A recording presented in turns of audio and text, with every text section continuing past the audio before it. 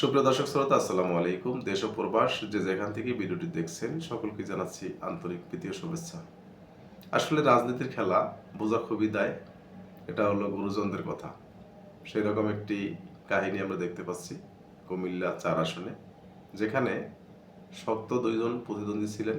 একজন হচ্ছেন গণ অভ্যুত্থানের প্রথম সারির নেতৃত্বে যিনি ছিলেন হাসনাত আব্দুল্লাহ, অপরদিকে বিএনপির একজন ত্যাগী নেতা যিনি কুমিল্লা ৪ আসন থেকে চারবার এমপি হয়েছেন, মঞ্জুরুল আহসান মুন্সী।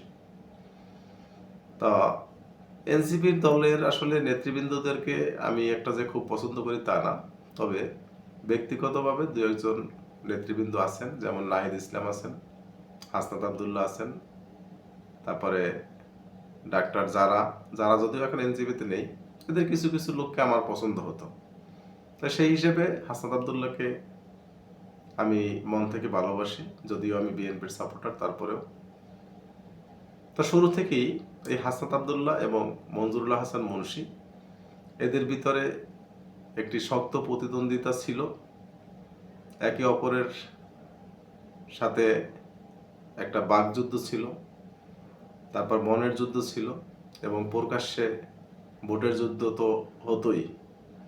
এখন আসলে যে অবস্থান তৈরি হয়েছে তাতে যেটা আমরা বুঝতে পেরেছি, এখন বিনা প্রতিদ্বন্দ্বিতায় হাসনাত আব্দুল্লাহ এমপি হতে যাচ্ছে।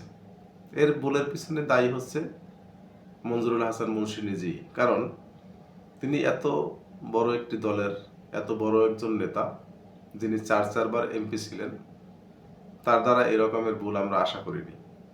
এই মঞ্জুরুল হাসান মুন্সী উনি নির্বাচনী হলফনামায় উনি যে ঋণ খেলাপি সেটা উল্লেখ করেনি। যদি সেটা সে উল্লেখ করতেন, হয়তো তাকে যে কোনো একটি ক্রাইটেরিয়াতে হয়তো নির্বাচন করতে দেওয়া হতো, কিন্তু সেটা তিনি গোপন করেছেন। এটা নিয়ে এনসিপির যিনি প্রার্থী হাসনাত আব্দুল্লাহ উনি রিট করেছিলেন। তো নির্বাচন কমিশন এটাকে খতিয়ে দেখে ওনার প্রার্থীতা কিন্তু বাতিল করেছেন। পক্ষান্তরে এই মঞ্জুরুল হাসান মুন্সী তিনিও হাসনাত আব্দুল্লাহর বিরুদ্ধে একটি রিট করেছেন। সেই রিটের সুবাদে তার বিরুদ্ধেও সকল পেপারসগুলি, সকল ডকুমেন্টস, সকল এভিডেন্স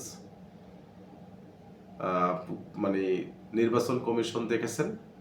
দেখে হাসনাত আব্দুল্লাহর সেই প্রার্থীতা কিন্তু বহাল রেখেছেন। আসলে এখন নির্বাচন হবে ঠিকই, কোনো প্রতিযোগিতা এবং প্রতিদ্বন্দ্বিতা হবে না।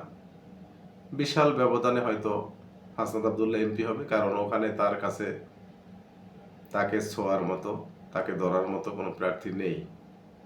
আসলে এটা আমি বলবো বিএনপির জন্য একটি দুঃসংবাদ, কারণ বিএনপির মতো একটি দল এইরকম একজন প্রার্থীকে নমিনেশন দিল তার বিরুদ্ধে খতিয়ে না দেখে, তার সব কিছু বিবেচনা না করে। কারণ প্রার্থী তো ওখানে আরও ছিল, তাদের ভিতর থেকে কাউকে নমিনেশন দিলে হয়তো বিএনপি এই সিটটা হারাতো না।